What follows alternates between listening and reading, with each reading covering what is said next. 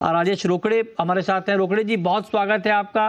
ये क्या हो गया सर, आपकी इंडस्ट्री में ये एक्सपोर्ट इंपोर्ट पे बड़ा चोट है?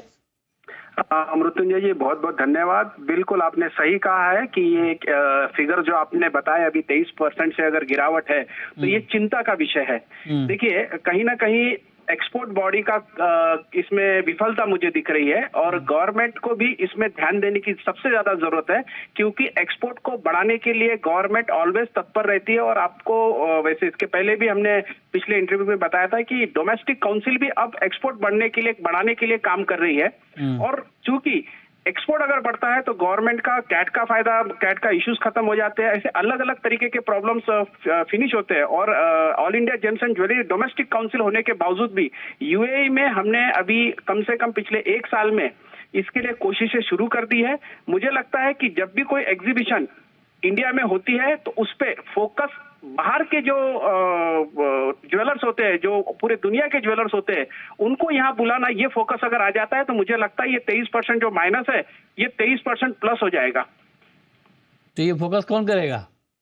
देखिए सर, इसमें मैंने वही कहा है कि एक्सपोर्ट बॉडी को इसमें पूरा ध्यान देने की जरूरत है, जो कि वो अपने मुद्दे से भटक चुके हैं। मैं बिल्कुल आज खुले बातों से कह रहा हूँ ये चीज कि गवर्नमेंट को इसमें दखल देना बहुत ज्यादा जरूरी है।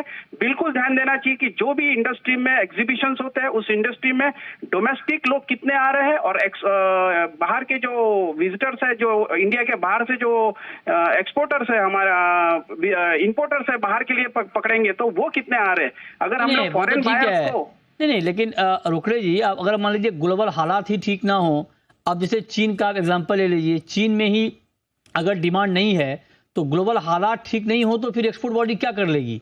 नहीं, बायर तो चाहिए ना सर। मैं इससे सहमत नहीं हूँ। सिर्फ चीन या सिर्फ यूएस या फिर सिर्फ कोई एक और देश, यही केवल मार्केट नहीं हो सकता है।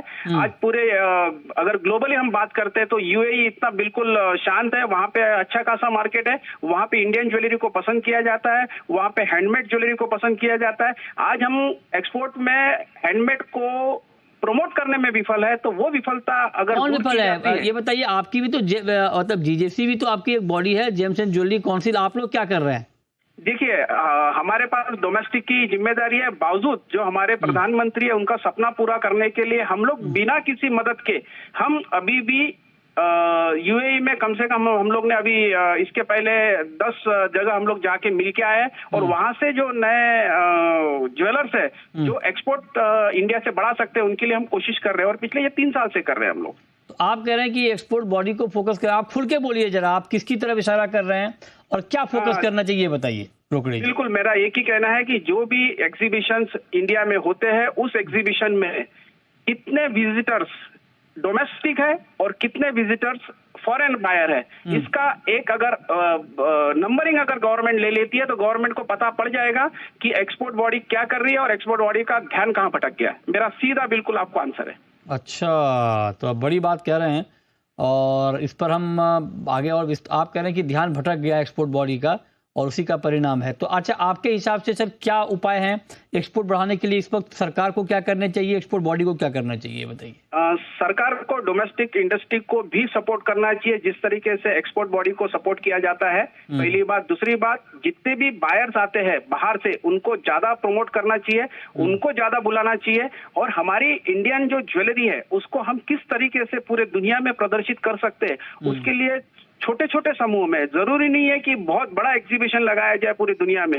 अभी मोस्टली अगर देखते हैं हांगकांग में या शारजा, दुबई, यहाँ बड़े एग्जीबिशंस होते हैं। केवल वही एक एग्जीबिशन सेंटर न बनाते हुए छोटे छोटे देशों तक के हमें पहुंचने की जरूरत है और एक प्रॉपर रोड प्लान बनाना चाहिए जिसमें डोमेस्टिक इंडस्ट्री को सपोर्ट में लेना चाहिए, जिससे कि 100%, क्योंकि क्या होता है जितने छोटे ज्वेलर्स होते हैं या जितने मैन्युफैक्चरर्स केवल और केवल जो मुंबई में बैठे हैं वही एक्सपोर्ट करते हैं, लेकिन नए एक्सपोर्टर्स को चांस मिलने के लिए उनके लिए दरवाजे पूरी तरह से खुले नहीं है।